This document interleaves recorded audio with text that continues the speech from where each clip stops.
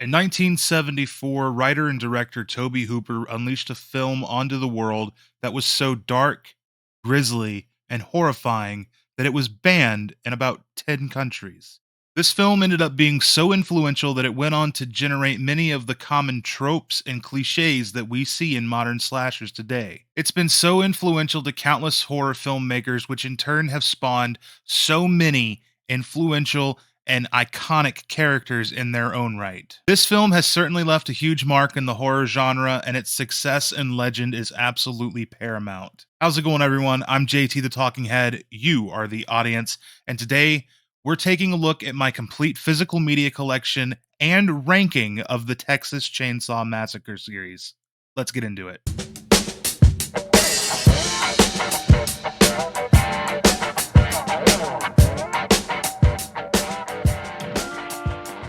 All right, so I'm going off the cuff for all of this. I'm pretty unprepared, but I do have my stack of DVDs, Blu-rays, and 4Ks of the TCM movies that we're going to discuss. And we're going to start with the newest released ones first. So that being said, the newest released one is actually on Netflix, doesn't have a physical media release. I don't own a bootleg of it. I never will own a bootleg of it, even for completion. To be honest with you, Netflix could completely release this on a huge special edition and I still wouldn't buy it because I hate the movie that much. The movie that I'm talking about, of course, is Netflix's 2022 Texas Chainsaw, and it's F tier. Now, what makes it F tier? It's not just the fact that it completely disgraces the Texas Chainsaw name. It's the fact that the CG's terrible, the story's terrible, the characters are insufferable, and it's filled with every trope in the book and is completely redundant. It adds nothing new to the Texas Chainsaw series. It adds nothing new to the slasher genre. It's boring. And not to get too political here, I don't give a shit what side you're on in the firearms debate, but I think it's kind of stupid to build a main character that was in a school shooting and then give them an AR-15. That's pretty dumb. So, yeah, F tier. Next up is the first one that I own physically. I do own the entire series physically, other than Netflix's, but this is actually the one and only Texas Chainsaw movie I've never, ever seen. I'm talking about Leatherface, which is a prequel to the Texas Chainsaw Massacre 3D. So this one, I'm going to, even though I've never seen it, I'm going to go ahead and give it a middle of the road C. I've heard awful things about it, but I can't truly judge it. So if I ever do get around to watching this, which I kind of think I might watch it this spooky season, if I ever do get around to watching it, I will give a proper rating for it then. But until then, I'm going to keep it at a C to be fair. Based on what I've heard, though, it's pretty awful. Moving on, we got Texas Chainsaw 3D. This was from when? 2013, 2012. Texas Chainsaw 3D. Fun fact, there's a couple extras in this movie that I've worked with on some independent film projects, and they were great friends. One of them actually recently passed away, I think back in 2021. So rest in peace, Mike Walker. I miss you, buddy. I miss you, Picasso. Anybody who's seen my former web series would know what that is. But yeah, this movie was meh. It was mid. It wasn't awful, but it just didn't do anything new for the genre. It didn't innovate on slashers. It didn't innovate on the Texas Chainsaw Massacre series. So this movie, I am actually also going to put in C. Sticking with DVD here, we have Texas Chainsaw Massacre: The Beginning. I remember really, really liking this one. I thought it was interesting how they told Leatherface's backstory. This is a prequel to the 2003 remake of the film, which we're going to talk about next. And yeah, it had Arlie Emery in it, some good characters, interesting premise, showing the beginning of Leatherface. I quite like this one. I think that I'm going to have to put it in, let's put it in B tier. Next up, we got the 2003 remake. And now this is where the video is going to slow down a little bit, because with these more special editions, even though this was in really rough shape, I am going to go ahead and unbox them and show you guys the stuff that comes in it, because I do like to focus my channel on movies and physical media. This is a old school Platinum Series box set from New Line, and this set is so weird, and I actually kind of don't like it, because look at how it opens. Look at this. This is pretty bad. It's the entire blade, which I guess is pretty cool. And then we have our 2 discs, and there's an envelope.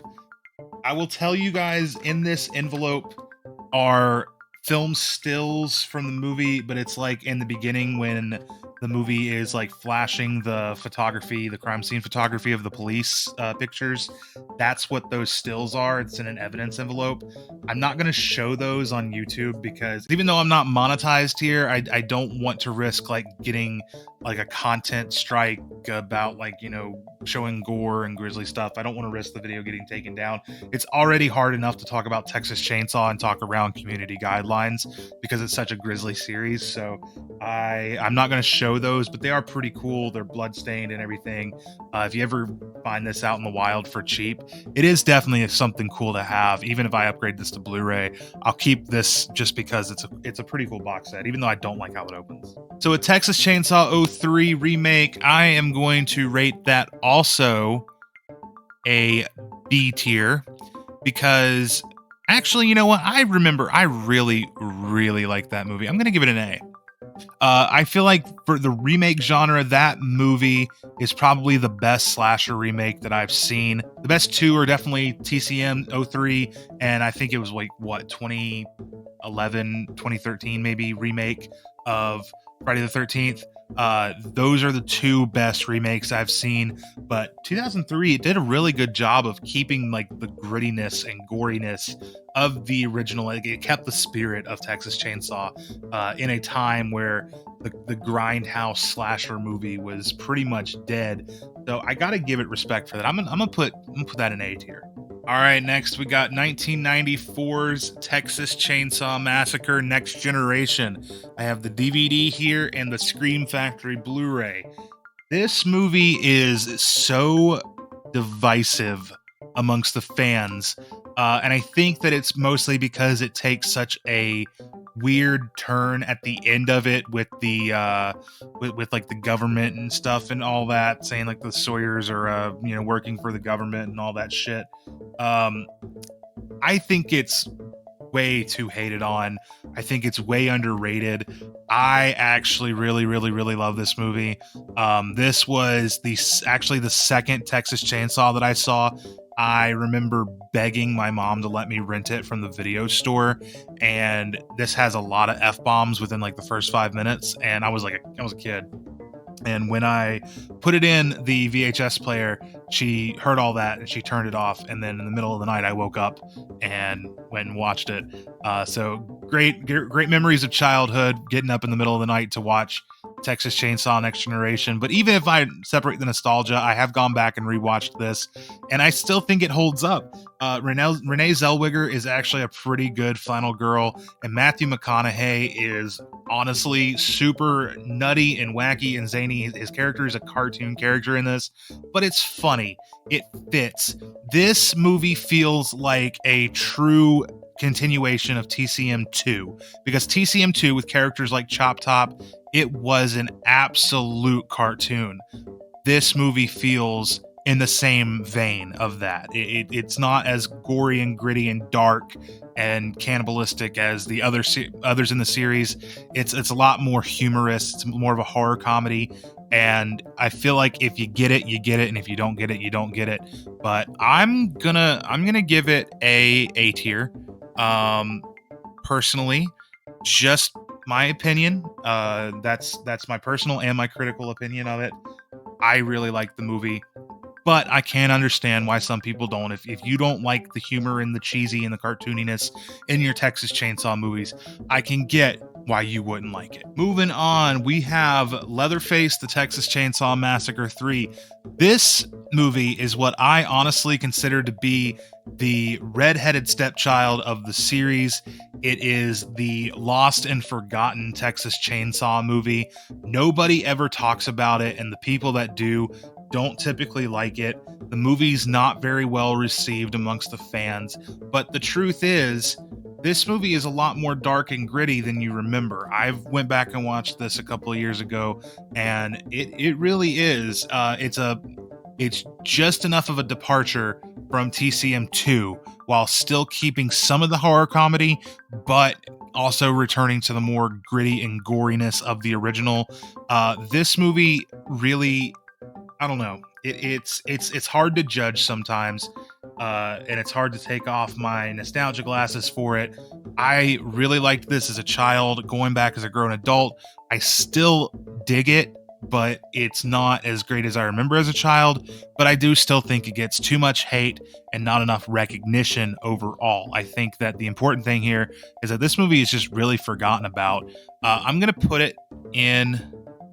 I'm gonna put it in B tier. It's a good movie. It's kind of middle of the road. It's not terrible, but it's good. Next up is actually my personal favorite Texas Chainsaw movie of all time. This movie, I'm going to go ahead and pre-rate it because on a personal scale and on a critical scale, this movie is S tier, and that is Texas Chainsaw 2. Toby Hooper returned to do this one, and he did a phenomenal job. I love this movie. I love all the characters in it. Even here's the thing with horror movies, I'm typically the kind of guy that does not like the kids that are getting picked off. I'm not somebody who likes to try to relate to the final girl character. There's only been a few final girl characters that I've really dug. Obviously, Laurie Strode in Halloween. You gotta love Laurie. And Jenny from Friday the 13th Part 2. I really like Part 2. I love Jenny. But my third favorite final girl character is definitely Stretch from TCM2. I like the survivors in TCM2. I love Stretch. I love Lucky. They're fun characters. It's a great example of when the good guy fights back in a horror movie and actually like holds their own. Stretch is not some mouse that's being chased by a cat. She's a pretty strong chick, and I'm a sucker for a strong female lead first and foremost, and I just really love Stretch. The bad guys in TCM2 are on another fucking level. Bill Johnson, who played Leatherface, is freaking incredible. It's almost always not going to be able to hold up to the hype of the predecessor who played these horror killers. But with Leatherface, it's kind of different. You really only need to know how to scream, and I mean, I guess like his movements and stuff are pretty patent and stuff. Like Gunnar Hansen had this way of moving and stuff, but I think that Bill Johnson brought to the table something more honestly human about Leatherface. He was funny. He had feelings. He had sexual desires. Leatherface was a lot more humanized in TCM2, and I kind of like that about him.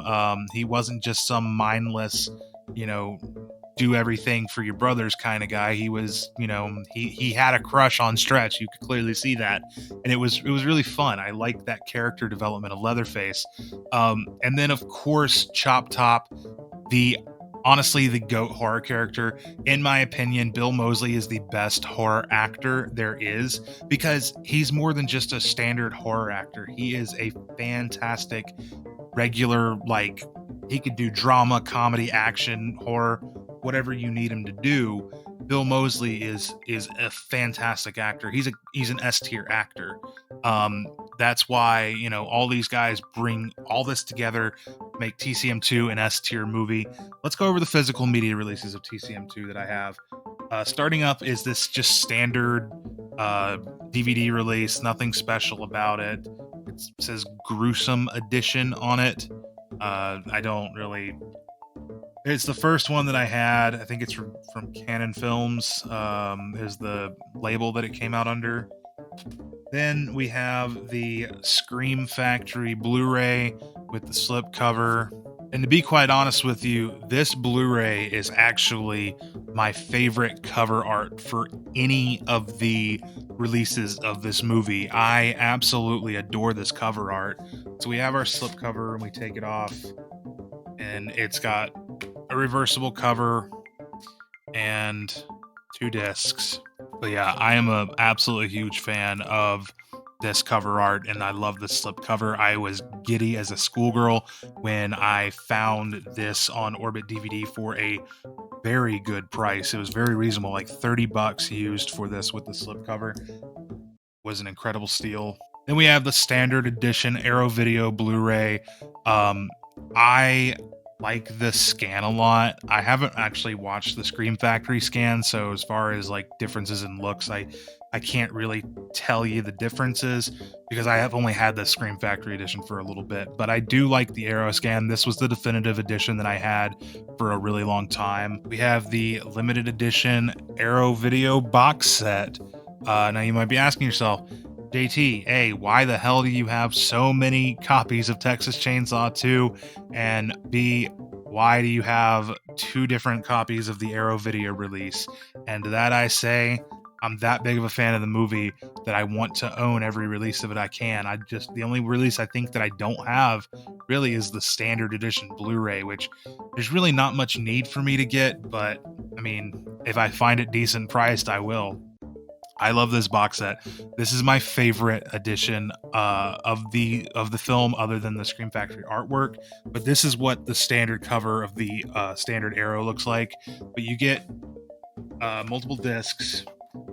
Since it is the limited edition box, you get a book, which is honestly super cool. Then you get this 2-disc set, which comes with a couple early films from Tobe Hooper, like his first, I think, short film and his first feature that he did, and a lot of like really cool behind the scenes. There's a lot more behind the scenes stuff to this box set, and a lot more bonus features, movies, and stuff that come with it than the standard edition. It's also a limited edition. It was 10,000 printed, and this is number 2,258. It's got a COA and everything with it. And then there's our disc for the movie itself. I adore this box set. I found this for such a great price. I was blown away. I think I paid like maybe $40, $45 for this on eBay not too long ago. I mean, it does have a little bit of slight wear and tear on it because that's just kind of the name of the game. Like, this is a really old box set. I think this came out in 2013. So the cardboard that they use is not like on par with the cardboard that Arrow uses now. It's not like that super hard box that like Arrow and Second Sight have now. It's more of a cheaper, more flimsy cardboard, but still, I don't let that deter me from my love of this set. I think it's a beautiful set, and I think it's just absolutely packed down with bonus features that are absolutely worth it. If you can find this set in the wild or on eBay for a decent price, get it. Absolutely get it. Do not hesitate. And big surprise, JT has one more copy of Texas Chainsaw Massacre 2. That's right, we got the Vinegar Syndrome 4K.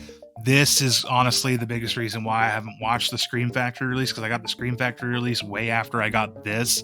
So there's not really much point in me watching the Scream Factory release. I might just one day to compare and see how the scan was.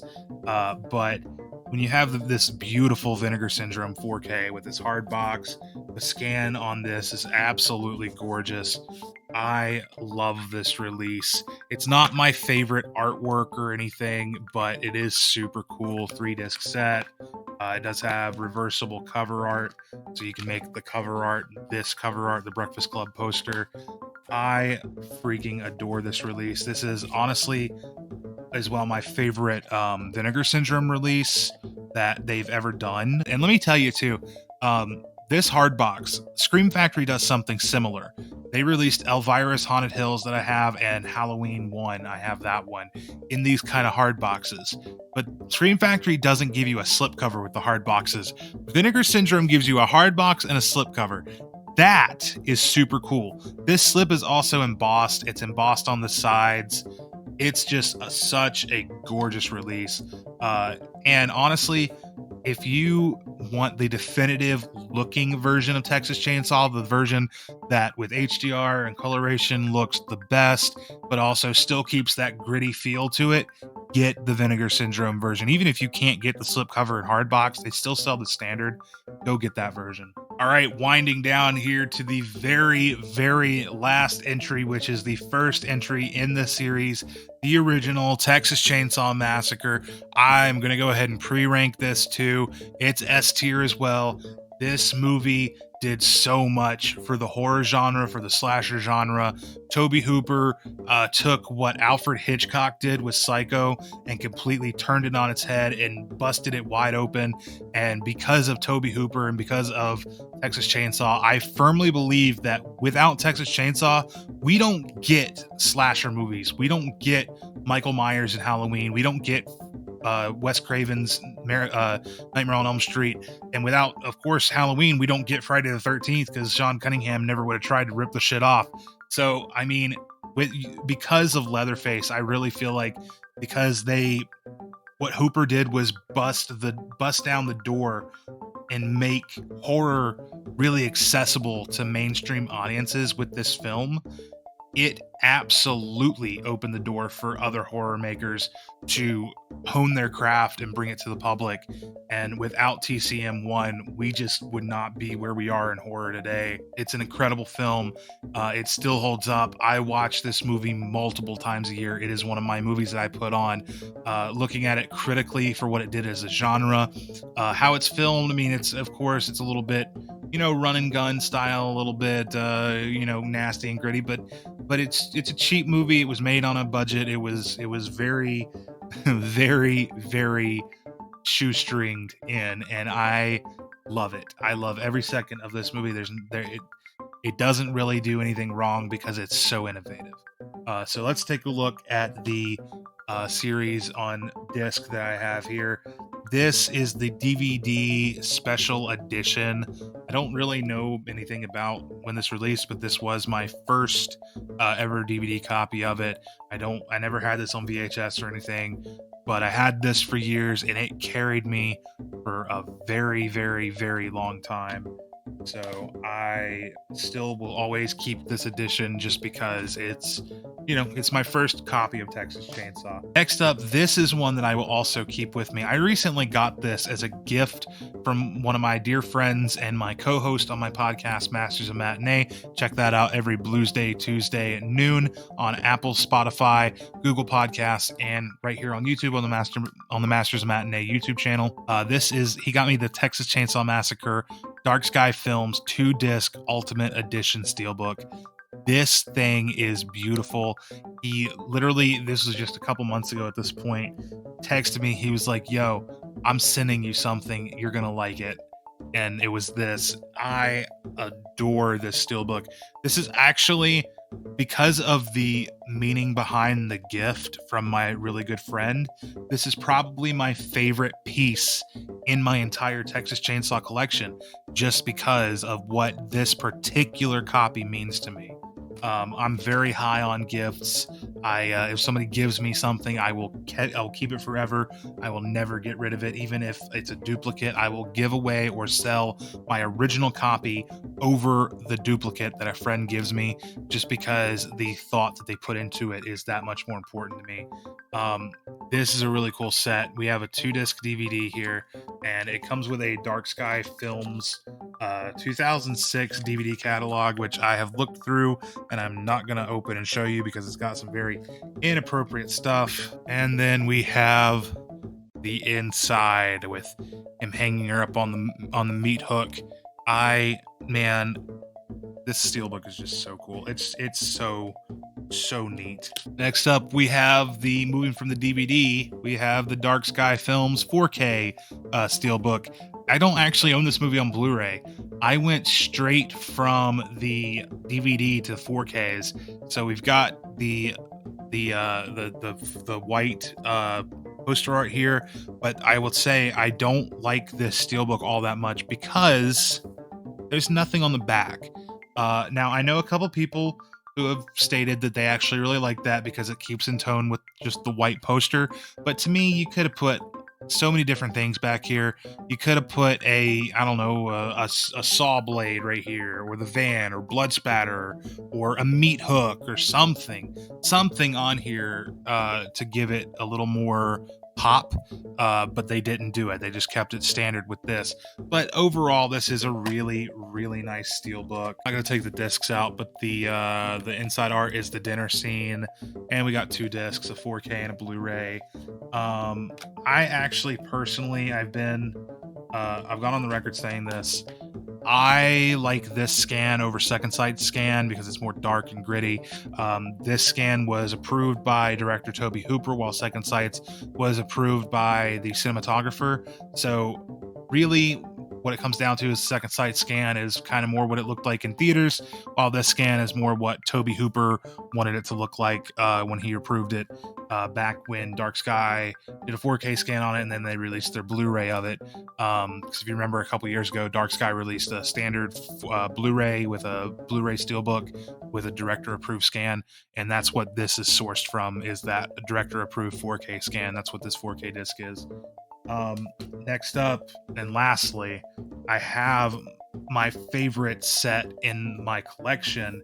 Even though I like this scan more, I like this packaging a lot more, and that is this chonky boy, the Texas Chainsaw Massacre Second Sight box set.